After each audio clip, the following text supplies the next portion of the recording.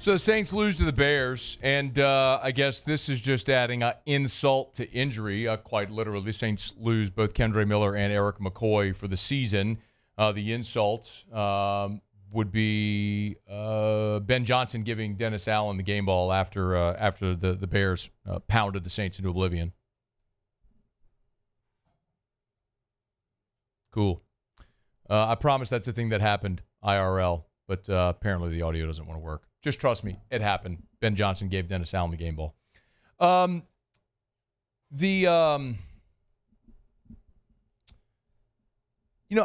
I've said about this Saints team all throughout the offseason, so far through the year, that I'm not going to sit here on Mondays or in post games and rant about wins and losses because I'm not expecting that to go well for New Orleans. From every objective or subjective metric that we've looked at all throughout the offseason, this was a team that was among the least talented rosters in the NFL. Rookie head coach. You don't have a quarterback coming into the year. You didn't have a quarterback on the roster that had won an NFL start. Anyone who was anticipating this being anything more than a bottom-feeding season, you were just kidding yourself all along. This isn't an I told you so, but I mean, I told you so. We talked, look, I'm not unique to this. We all talked about it all offseason. You just chose to believe it or not believe it.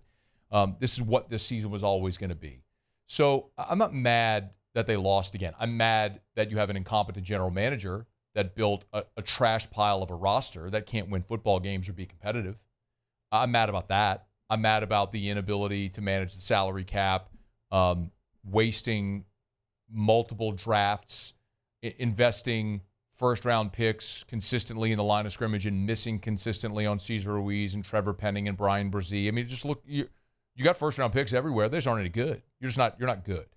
So anyway, I'm not mad that they lost, but there's things that I want to see as you move throughout the season. And what this kind of is starting to feel like is whack-a-mole. You know, you go to the arcade and there's whack-a-mole. It's like you hit one mold and another mold pops up on another one. It's like you're constantly chasing problems. Or, you know, if you want another analogy, it's like if you spring a leak, you put your finger in the dike and then another one pops up. Like that's what this Saints season is turning into.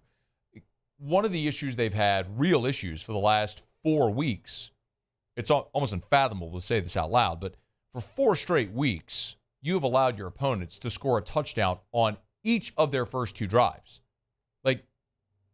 This is the National Football League. You're professional football players, and for 4 straight weeks, not a one-off, 4 straight weeks, you allowed your opponent to score on each of their touchdowns on each of their first 2 possessions.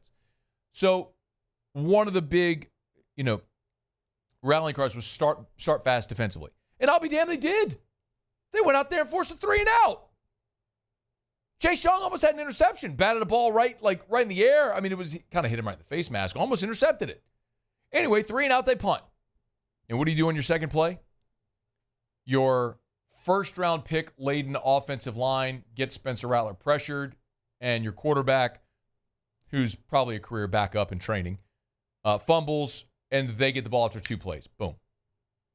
Now your defense came up with a stop, so 3-0, and then Quincy Riley comes up with a pick. That's encouraging, right? One of your young draft picks, hoping he might emerge into a starting quarterback. Really nice play down the sideline.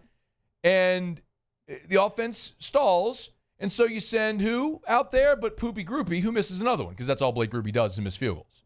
70% Blake Groupie is on the season. 7 games. Saints are 1-6. Blake Groupie is 70%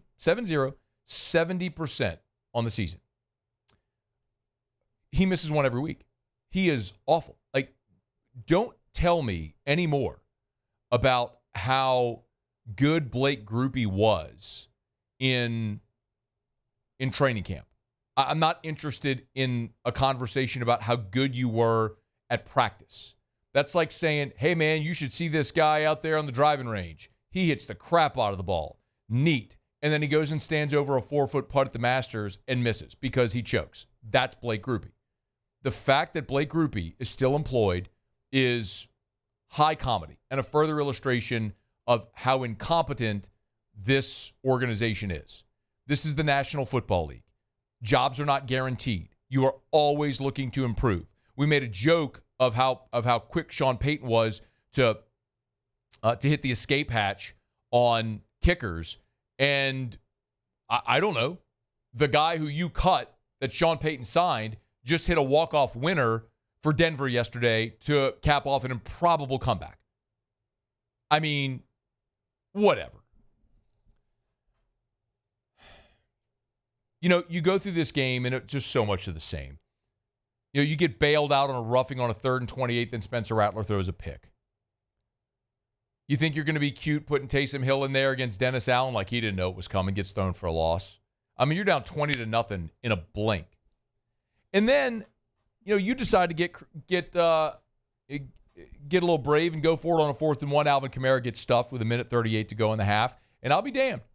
You actually showed a little life. You force a 3 and out. You get the ball back. You throw a 57-yarder to Olave, and he would score. And then you get the ball to start the second half, despite the fact that you were holding on the kickoff return because you're bad at everything in special teams.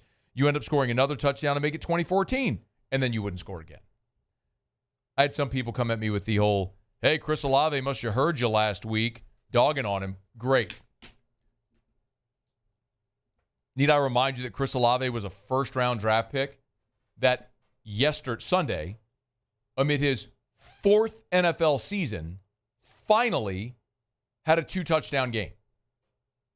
You know that movie, Little Big League? I love that movie. Where the little kid gets to manage the Minnesota Twins. Nepotism at its worst. But, you know, the grandpa owned the team, and then the grandpa dies, and he leaves the team to his 12-year-old grandson, and then he names himself manager. There's a scene where, like, there's this great player, is like their all-time great hitter, and he's just at the end of his career, and he's done. But Billy, the kid, he doesn't want to cut him because he's his favorite player. And the guy gets like a C&I single, and he tells the old surly bench coach, see, I told you he could still do it. And the old surly bench coach goes, hey, if you're that excited about a C&I single, isn't that kind of a problem? Doesn't that tell you the story? Same thing about Olave. You're that excited about a 2-touchdown game? Like, Kayshon Boutte was an undrafted free agent who's out there catching balls left and right, scoring all over. Greatest value add in the NFL right now. 4-year, $4 million deal for Kayshon Boutte. Saints just picked up Chris Olave's 5th-year option. They're working on a contract extension. This dude can't make a contested catch, and finally in year 4 has a multi-touchdown game. Don't come in with anything on Chris Olave. He stinks. Trade him. Or pay him like a number 3, because that's all he'll ever be in the NFL. He's not a 1, never will be. Really taking it easy on Spencer Rattler, because I think Rattler's been efficient. He has been efficient. Up until yesterday, he had 1 interception on the season. And, you know, I think that's kind of what you needed, was a guy to play within himself. Not make mistakes, give yourself a chance, and by and large, he had done that. And then on Sunday, he turns the ball over 4 times. The fumble that we talked about, 3 interceptions, poor decisions, and those are the types of things for any NFL team. When you turn the ball over 4 times, they're going to get you beat, especially when you're one of the worst rosters in the NFL, like the New Orleans Saints are. So I think you're getting close here to making a decision about when we're going to see Tyler Shough. You can't justify continuing to run Spencer Rattler out there. And again, I want to be clear. I'm not saying the reason the Saints are 1-6 is at the feet of Spencer Rattler. They've had opportunities. Look, if Juwan Johnson catches a contested ball at the goal line week 1, you beat Arizona. I mean, you've had opportunities. Now, you're terrible on the road, but you've had opportunities in all of your home games. But it's also clear that Rattler isn't getting you over the hump. He is not elevating you. And then he hurt you on Sunday with 4 turnovers. But ultimately, your bye week is coming in week 11. And your season is not going to get any better. You play Tampa this week, you're going to lose at home, and then you got to go to the Rams and to Carolina. You're probably going to be 1-9 going into your bye. So if you're 1-9 going into your bye, that's when you have to give Tyler Shough a shot. Because you're going to have an opportunity potentially at the number 1 overall pick. You're going to be right there with, if it's Miami, if it's Cleveland, whoever, Jets, whoever it's going to be. You're going to be in that mix for the first overall pick. And you're going to have an opportunity to draft whoever is the best quarterback in this draft. And you have to know when April rolls around if you're committed to Rattler or Shough. And so eventually you're going to have to give Tyler Shough a shot to see if there's anything there you feel like you can build around and make him a franchise quarterback. And then in that case, you got a top 5 pick. You're picking the best receiver. God help them if they pick another offensive lineman. You're picking the best receiver, a number 1 lockdown corner, whatever it may be, an elite edge rusher, something like that. That's going to help you be better somewhere else on the field. But you're getting to that point. And Sunday was validation of that. It was a bad day for Spencer Rattler. It was a bad day for the whole team. And it was even exacerbated by the fact that you lose both Kendre Miller and Erik McCoy for the remainder of the season. By the way, Mike Detilier's old betting line, 80% of the time a team loses its starting center, they fail to cover. I bet on the Bucs. I will be betting on the Tampa Bay Buccaneers to cover Sunday in the Dome. But a disappointing day because some of the progress that you had hoped to see just wasn't there. And you just haven't seen that consistent growth here as you approach the midway point of this season. And it's hard to imagine that there are better days ahead this season for these New Orleans Saints. They're not close to being good. They're not going to be close to being good this year. And eventually, we've got to see what Tyler Shough has, because as you start to plan toward next year and beyond, you got to know if you have anything at quarterback with either of these guys. You got enough of a sample size of Spencer Rattler now to know what he is. Does some nice things. Probably never going to be more than a backup in the NFL. Let's see what you have with Tyler Shough. It's about that time. Hey, thanks so much for watching. Please leave your comments. I love to interact. And be sure to hit the red subscribe button below.